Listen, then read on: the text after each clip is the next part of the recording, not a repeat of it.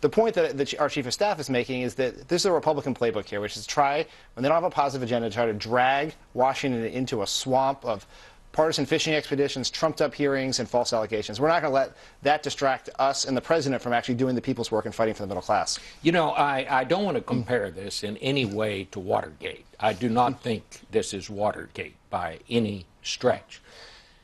But you weren't born then, I would guess. But I have to tell you that is exactly the approach that the Nixon administration took. They said, these are all second-rate things. We don't have time for this. We have to devote our time to the people's business. You're taking exactly the same line that they did.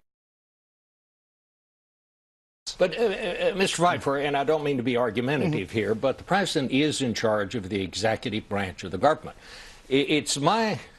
I'll just make this as an assertion. When the executive branch does things right, there doesn't seem to be any hesitancy of the White House to take credit for that. When Osama bin Laden was killed, the president didn't waste any time getting out there and telling people about it.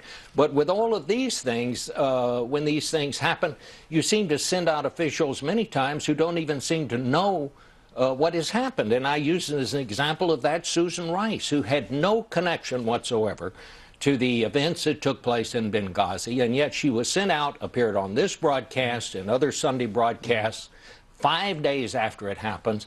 And I'm not here to get in an argument with you about who changed which word in the talking points and all that. The bottom line is what she told the American people that day bore no resemblance to what had happened on the ground in an incident where 4 Americans were killed. But what I'm saying to you is that was just PR. That was just a PR plan to send out somebody who didn't know anything about what had happened. Why did you do that? Why didn't the Secretary of State come and tell us what they knew? And if you knew nothing, say, we don't know yet. Why didn't the White House Chief of Staff come out? I mean, and I mean this is no disrespect to you, why are you here today? Why isn't the White House Chief of Staff here to tell us what happened?